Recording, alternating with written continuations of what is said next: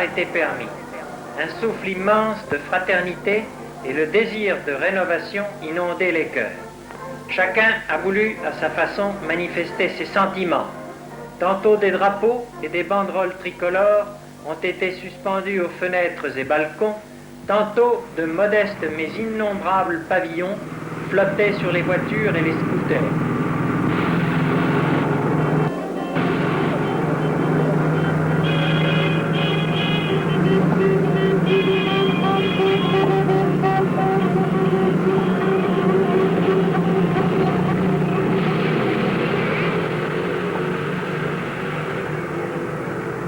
Pétards, cris, défilés se succédaient ainsi sans interruption.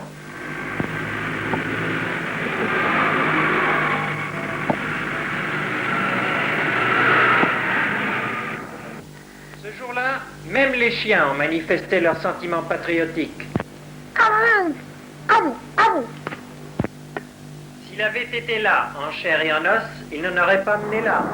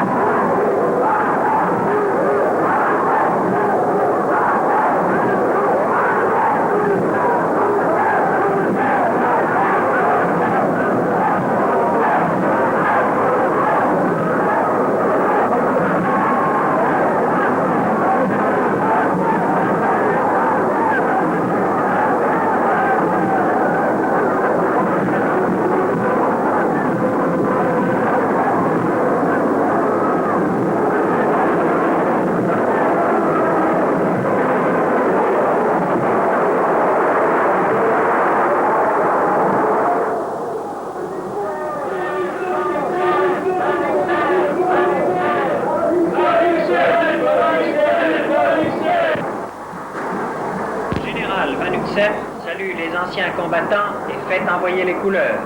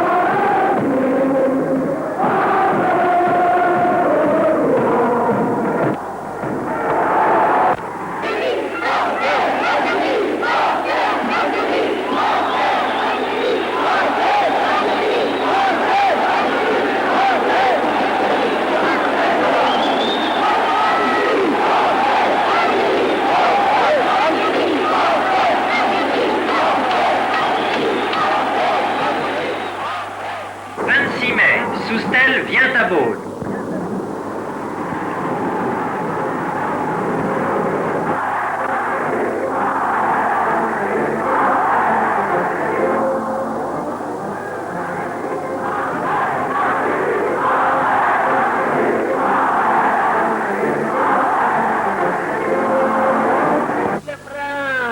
Vive les guibards!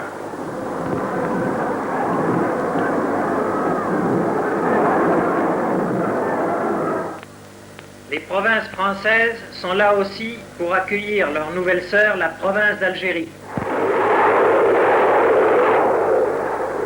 Des délégations venues de tous les points du département, désignées par des banderoles et des pancartes, défilent en attendant l'arrivée de M. Soustelle. Au cours de cette attente, chacun donne libre cours à son enthousiasme. Chants, marseillaise, cris répétés de Vive Soustelle, Algérie française, se succèdent entrecoupés de musique militaire.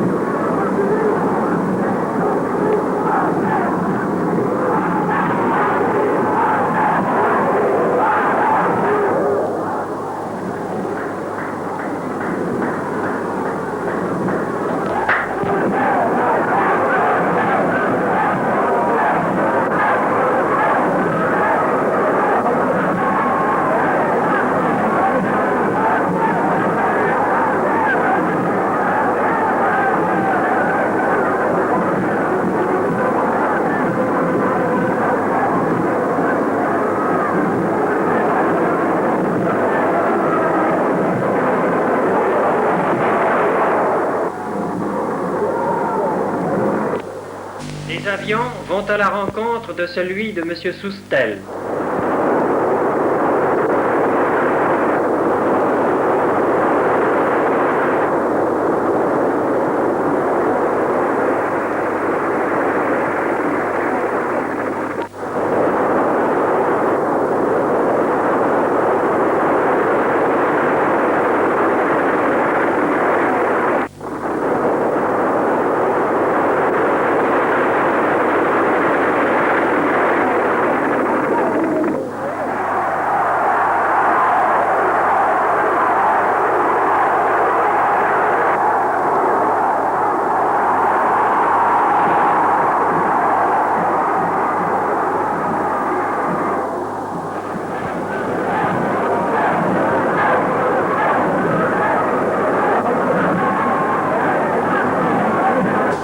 Les places sont bonnes pour essayer de voir celui qui est tant attendu.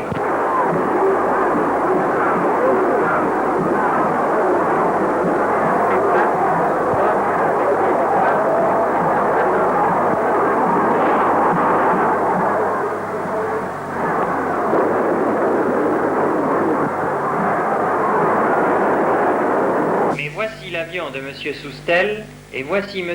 Soustelle lui-même qui, entouré de généraux et de personnalités, débarque d'un commande-car.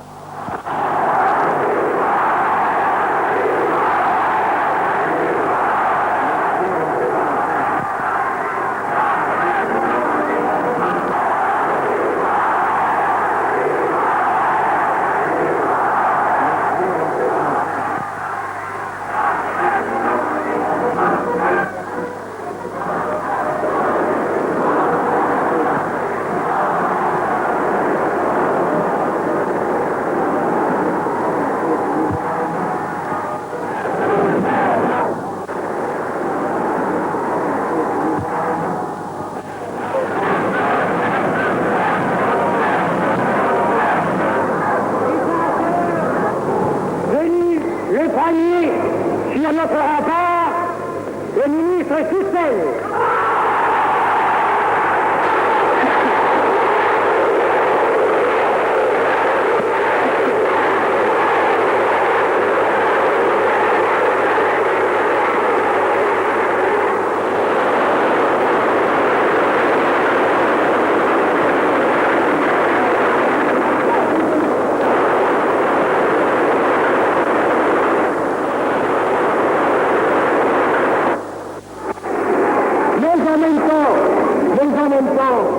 Nous pouvons voir des gouvernements débiles et un État en pleine dissolution qui tolérait chaque jour l'étalage cynique de la propagande du défaitisme et de la trahison qui poignardait nos soldats rangés.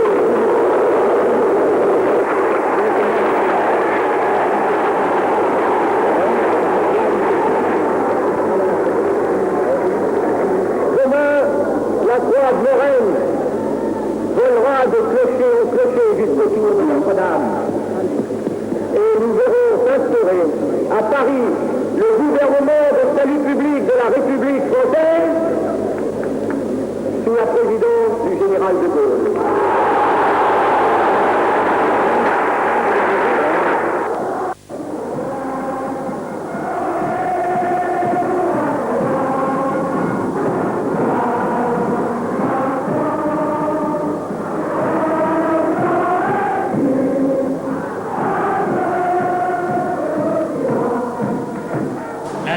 Et l'Algérie offre des fleurs à M. Soustelle.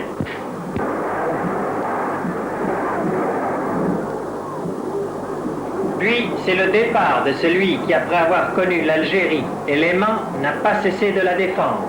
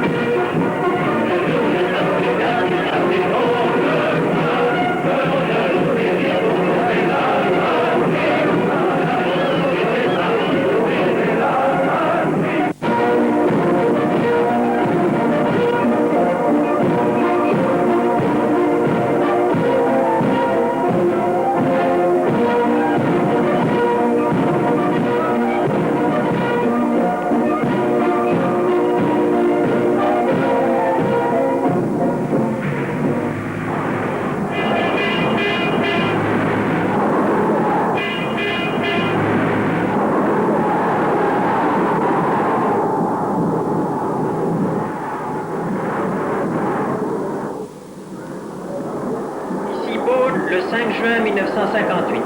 Dans quelques instants, Beaune va accueillir le général de Gaulle, président du gouvernement français. Depuis plus de 2 heures, une foule immense se dirige vers le cours Bertagnan. Si le 26 mai dernier, à l'occasion de la venue de M. Soustelle et de M. Sikara, nous comptions sur les mêmes lieux plus de 100 000 personnes, nous pouvons aujourd'hui affirmer qu'il y en a encore davantage venus de tous les points du département pour accueillir et fêter le général de Gaulle. C'est une véritable explosion de joie, un enthousiasme indescriptible qui monte de cette foule bigarrée où se mêlent hommes, femmes et enfants de toutes origines et de toutes conditions.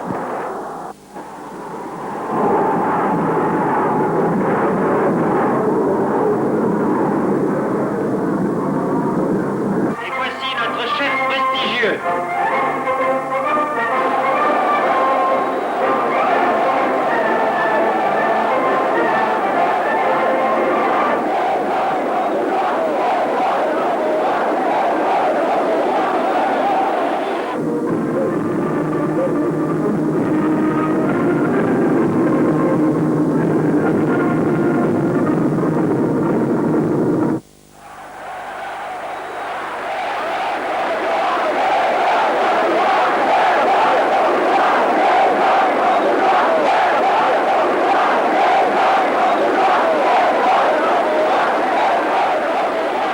La France a fait beaucoup de grandes choses dans sa carrière depuis 1000 ans.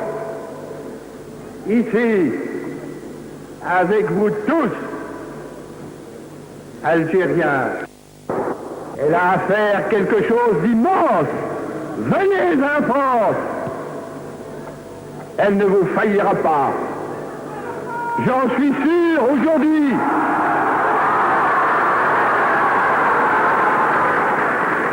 J'en suis sûr aujourd'hui plus que jamais, puisque j'ai vu et entendu Beaune. Vive la République, vive la France!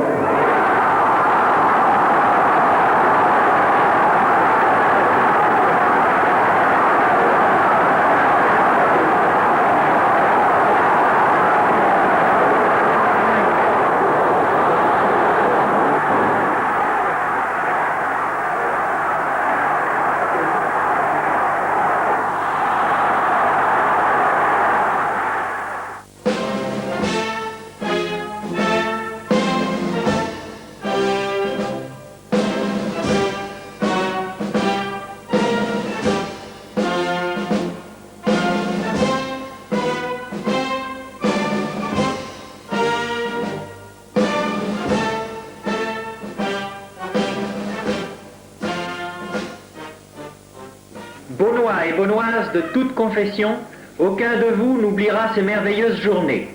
Vous vous êtes unis dans l'enthousiasme et maintenant vous voulez une Algérie prospère dans le sein d'une France forte.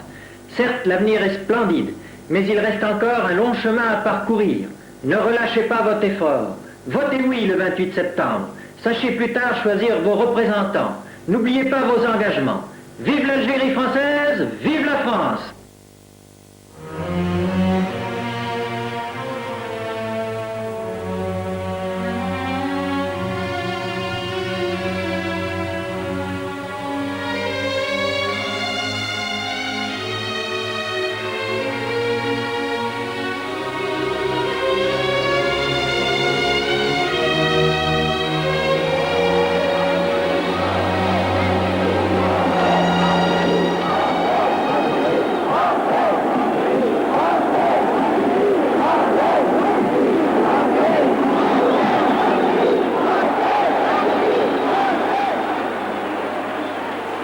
Pour répondre à l'inquiétude des Pieds-Noirs, l'armée va organiser une manifestation place du Monument aux Morts. Cette place du Monument aux Morts a un placé glorieux. C'est là que le 4 août 1914, vers 4 heures du matin, le croiseur allemand, le Breslau, a tiré sur Beaune, ville ouverte, 140 obus. Alors que les exactions, les meurtres, les massacres se multiplient du côté FLN, l'OAS, qui va représenter la véritable résistance Algérie française, va répliquer de son côté par un contre-terrorisme. C'est la guerre, c'est la violence, et la situation se détériore journellement. Bientôt, les Beaunois vont commencer à comprendre que leur maintien sur cette terre algérienne, que leur maintien dans cette ville de Beaune, là où a vécu saint Augustin et sa mère, sainte Monique, est plus que compromise. Et puis, le crève-cœur. Les Beaunois vont décider d'incendier la mairie, symbole bien sûr des plus belles réalisations françaises dans ce pays, mais aussi des tentrices des archives municipales et départementales qu'il convient de détruire et de détruire par le feu pour protéger notamment les musulmans fidèles à la France. Et pourtant, c'est un crève-cœur vraiment. Ce bâtiment n'a-t-il pas été le témoin des mariages de plusieurs générations de Pieds-Noirs? N'a-t-il pas, ce bâtiment, procédé à l'enregistrement de milliers de naissances? Au moment où brûle ce grand bâtiment, est-il besoin de rappeler à ces Pieds-Noirs qui pleurent que c'est dans cette mairie que furent enregistrées les naissances de gens illustres, comme celle du maréchal Juin, comme celle de M. Dubois, préfet de police à Paris, celui-là même qui a interdit l'utilisation des klaxons dans les villes de France, ou encore celle de Maître Amor, président de la Cour de cassation à Paris. Faut-il leur rappeler aux Pieds-Noirs que le livre d'or de la mairie porte les prestigieuses signatures de Gaston Doumergue, venu à l'occasion du centenaire de l'Algérie, ou du nonce apostolique Monseigneur Roncalli, qui deviendra pape sous le nom de Jean XXIII. Pour les Beaunois, cette mairie a toujours été le symbole des jours heureux, tant sur le plan sentimental qu'artistique ou professionnel. Cela finit dans les cendres.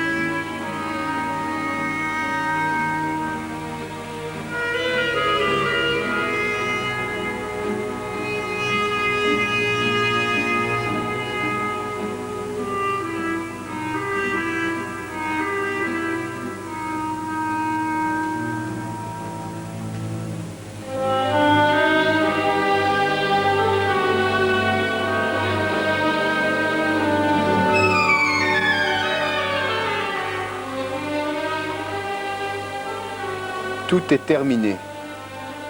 La valise ou le cercueil avait dit les tueurs du FLN.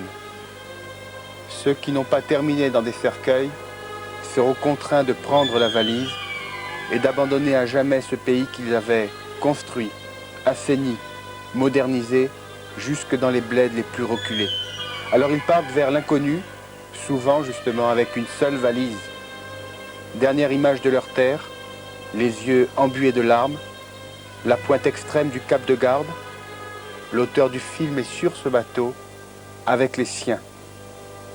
Nous sommes le 1er juillet 1962. Le voyage se termine. Le château d'If est la première terre métropolitaine qu'ils aperçoivent. L'aventure, une autre aventure commence, mais ça, c'est déjà une autre histoire.